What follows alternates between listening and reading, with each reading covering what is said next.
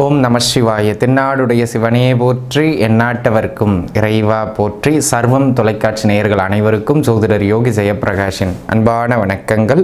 அன்பு நேயர்களே, இந்த பதிவில் நம்ம என்ன பார்க்க இருக்கோம் அப்படின்னு சொல்லி கேட்டிங்கன்னா, குரு பெயர்ச்சிங்க. எப்போவுமே 12 ராசி அன்பர்களுக்குமே ராகு கேதுக்கள் வருடம் பெயர்ச்சி ஆவார்கள். 1.5 ஆண்டுகளுக்கு ஒரு முறை, 2.25 ஆண்டுகளிலிருந்து 2.5 ஆண்டுகளுக்கு ஒரு முறை சனி பெயர்ச்சி ஆவார். ஆனாலும் வருடத்திற்கு ஒரு முறை பெயர்ச்சி ஆகின்ற இந்த குரு பகவானின் பெயர்ச்சியை எதிர்நோக்கிய மக்களினுடைய பார்வை இருக்கும். ஏன் அப்படின்னு கேட்டிங்கன்னா, குரு பகவான் நவகிரகங்களிலேயே முழு முதற் சுபகிரகம் அப்படின்னு அழைக்கப்படக்கூடியவர்.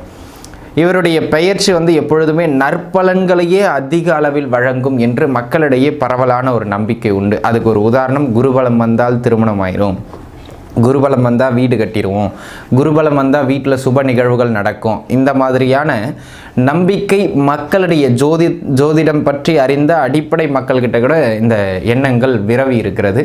அப்பேற்பட்ட ஒரு அற்புதமான கிரகம் இந்த குரு பகவான். அனைத்து விதமான சுபிட்சங்களையும் வழங்கக்கூடிய இந்த குரு பகவான் 12 ஆண்டுகளுக்கு ஒரு முறை தன்னுடைய உச்ச வீடான கடகத்திற்குள்ளாக வலுப்பெறுவார்.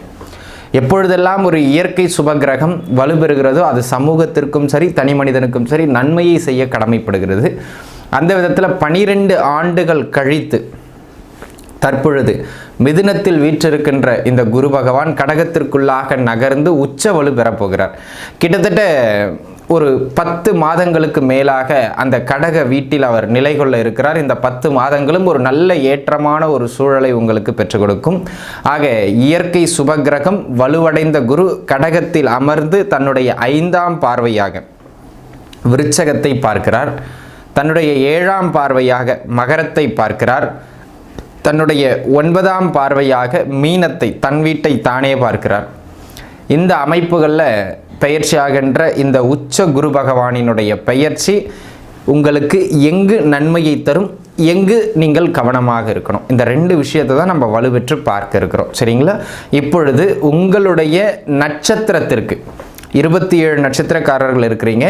உங்களுடைய ஒரு ராசிக்குள்ள ஒரு நட்சத்திரம் இருக்கும் இல்லையா, அந்த நட்சத்திரத்திற்கான பலாபலன்கள் நம்ம பார்க்க இருக்கோம். உங்கள் நட்சத்திரத்திற்கு இந்த குரு பெயர்ச்சி என்ன விதங்களில் சப்போர்ட் பண்ணும், என்ன இடங்களில் நீங்கள் கொஞ்சம் நிதானிச்சிருக்கணும், அவ்வளோதாங்க. இதை தான் நம்ம இப்போ விரிவாக பார்க்க போகிறோம்.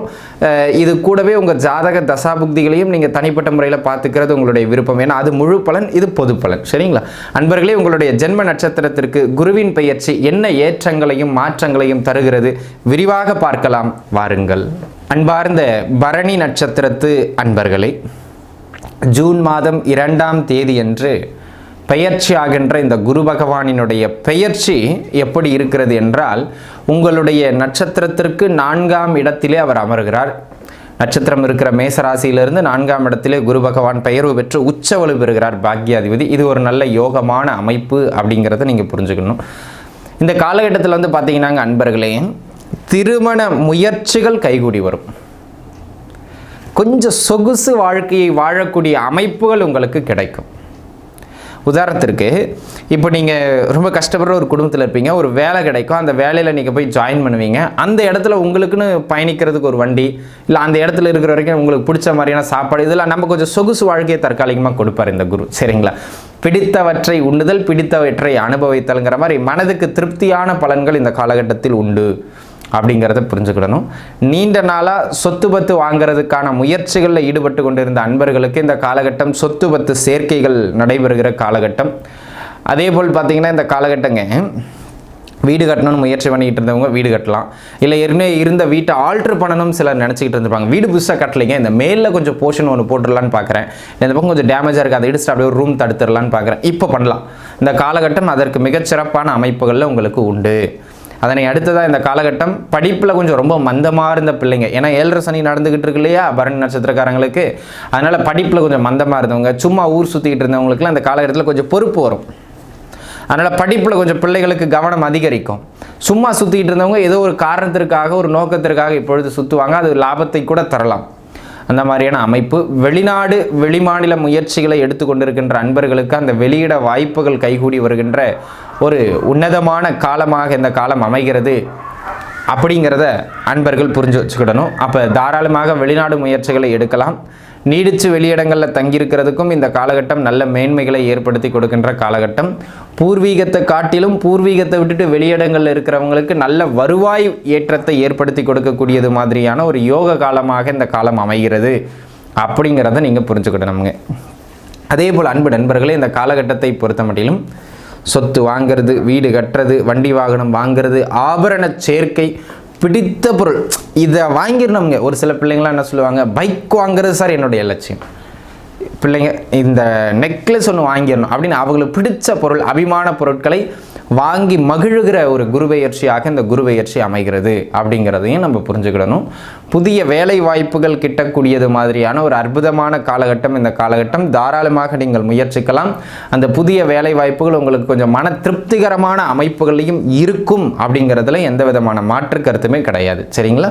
அதே போல் அன்பு நண்பர்களே, இந்த காலகட்டத்தை பொறுத்த மட்டிலும் இன்னொரு முக்கியமான விஷயம் அப்படின்னு சொல்லி கேட்டுக்கிட்டிங்கன்னாங்க, ஏற்கனவே வேலையில் இருந்தீங்க பாருங்கள், அவங்களுக்கு அடுத்த கட்ட வளர்ச்சி, ஏன்னா 7.5 சனினால் ப்ரொமோஷன் கிடைக்குமாங்கிறத யோசிக்காமல் வேலை போயிருமோ, அப்படி ஆயிருமோ இப்படி ஆயிருமோன்னு பயந்துக்கிட்டு இருந்த பரணி நட்சத்திரக்காரங்களுக்கு கூட இந்த காலகட்டம் உத்தியோகத்தில் உயர்வோ சம்பள உயர்வோ ஒரு நல்லது உண்டு அப்படிங்கிறத நீங்கள் புரிஞ்சுக்கிடுங்க. சரிங்களா? ஒரு சிலருக்கு கம்பெனியிலேருந்து கம்பெனி மூலயமா அப்பப்போ கொஞ்சம் ட்ராவல் போயிட்டு வர்ற மாதிரி, வெளியூர் போயிட்டு வர்ற மாதிரியான வாய்ப்புகள் உங்களுக்கு கிடைக்கும், கம்பெனியின் செலவுலேயே கிடைக்கும். அந்த விதத்துலேயும் இந்த காலகட்டம் ஒரு நல்ல மேன்மை மிகுந்தது மாதிரியான காலகட்டம் அப்படிங்கிறத நீங்கள் புரிஞ்சுக்கிடணும்.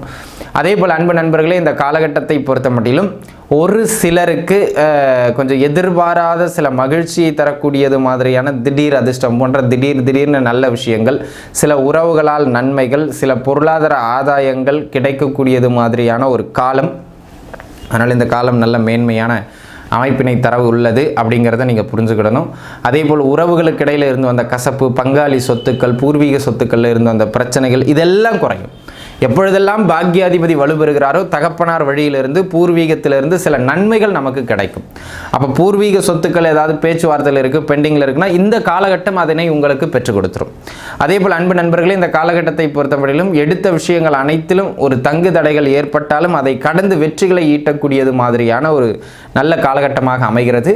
வயதான பரணி நட்சத்திரக்காரங்களுக்கு வந்து பார்த்திங்கன்னா உங்கள் பிள்ளைகளுக்கான சுபவிரயங்களை செய்யக்கூடியது மாதிரியான அமைப்புகளும் இந்த காலகட்டத்தில் உண்டு. பிள்ளைக்காக படிக்க வைக்கிறது, பிள்ளைக்கு கல்யாணம் முடிக்கிறது, இந்த மாதிரியான அமைப்புகளில் கொஞ்சம் சுபகாரிய செலவுகள் ஏற்படக்கூடியது மாதிரியான அமைப்பு. ஆக மொத்தத்தில் இந்த ஆண்டு செலவுகள், பேங்க் லோன்ஸ்லாம் யாராவது ட்ரை பண்ணிக்கிட்டு இருக்கீங்கன்னா அந்த பேங்க் லோன்ஸ் கிடைக்கக்கூடியது மாதிரியான யோக காலம். இதெல்லாம் பாசிட்டிவ். எங்கே கவனமாக இருக்கணும் அப்படின்னு கேட்டிங்கன்னா, சின்ன உடல்நல தொந்தரவுகள் ஏற்படும், அதனால் சின்ன மருத்துவ செலவுகள். ரெண்டாவது, இந்த காலகட்டத்தை பொறுத்த மட்டிலும் உறவுகள், குறிப்பாக வந்து பார்த்திங்கன்னா தாயார் உறவோடு சின்ன கசப்போ அல்லது அவர்களின் ஆரோக்கியத்தில் தொந்தரவுகளோ ஏற்படுறதுக்கான வாய்ப்பு அதிகம். அதனை அடுத்ததாக இந்த காலகட்டத்தை பொறுத்த மட்டிலும் என்னதான் ஒரு பக்கம் செலவுகள் இருந்தாலும் அதனை கொஞ்சம் நியாயமாகவும் மற்றும் நம்முடைய தகுதிக்கு ஏற்பவும் வச்சுக்கிறது நல்லது. பகட்டுக்காக ஃபங்க்ஷன் பண்ணி வீண் செலவுகளை செய்து கடனில் மாட்டிக்கொள்ளாதீர்கள் அப்படிங்கிறது தான் முக்கியமான அமைப்பு. ஏன்னா நீங்கள் சுபவரையுமே செய்தாலும் கூட வட்டிக்கு தான் கடன் கொடுக்குறவங்க கொடுப்பாங்க, சும்மா கைமாற்ற தரமாட்டாங்கிறத நீங்கள் புரிஞ்சுக்கிடணும். அதனால் வீண் பொருளாதார நெருக்கடிகளில் சிக்கிக்கொள்ளாமல் உங்கள் விரலுக்கேற்ற வீக்கத்தோடு வாழ்க்கையை அமைத்து கொள்வதுதான் புத்திசாலித்தனம் அப்படிங்கிறத பரணி நட்சத்திரக்காரர்களுக்கு சொல்லி பரணி ஒரு நல்ல ஏற்றத்தை பெற இந்த ஆண்டு எல்லாம் வல்ல இறைவன் துணை புரிவார். லக்ஷ்மி தாயார் வழிபாடு இன்னும் நல்ல ஏற்றங்களை உங்களுக்கு பெற்றுதரும். அனைவரும் நன்றாக இருப்பீர்கள். வாழ்க வளமுடன். நன்றி. அன்பர்களே, இப்போ நம்ம பார்த்த இந்த குரு பெயர்ச்சிக்கான பலாபலன்கள் வந்து கோட்சாரத்தின் அடிப்படையிலான ஒரு பலன்கள். எப்போவுமே இதுக்கு ஒரு 10% பலம் உண்டு. ஆனால் இப்போ இதில் நம்ம முக்கியமான விஷயம், ஒரு வீடு கட்ட போகிறோம், தொழில் பண்ண போகிறோம், இன்வெஸ்ட் பண்ண போகிறோம், திருமணம் பண்ண, இந்த மாதிரி முக்கிய விஷயங்கள் ஏதாவது பண்ண போகிறீங்கன்னா உங்கள் சுயஜாதக தசாபுக்தியும் நல்லா இருக்கா அப்படிங்கிறத ஒரு முறை பார்த்துட்டு அதை முயற்சிக்கிறது சிறப்பு. உங்களுக்கு தனிப்பட்ட முறையில் நீங்கள் ஜாதகம் பார்க்க விருப்பப்படுறவர்கள் கீழே இருக்கிற என்னுடைய எண்ணுக்கு தொடர்பு கொண்டு உங்களுடைய ஜாதகங்களை பார்த்து கொள்ளலாம். அனைத்து சர்வம் டிவி நேயர்கள் அனைவரும் நன்றாக இருப்பீர்கள். வாழ்க வளமுடன். நன்றி.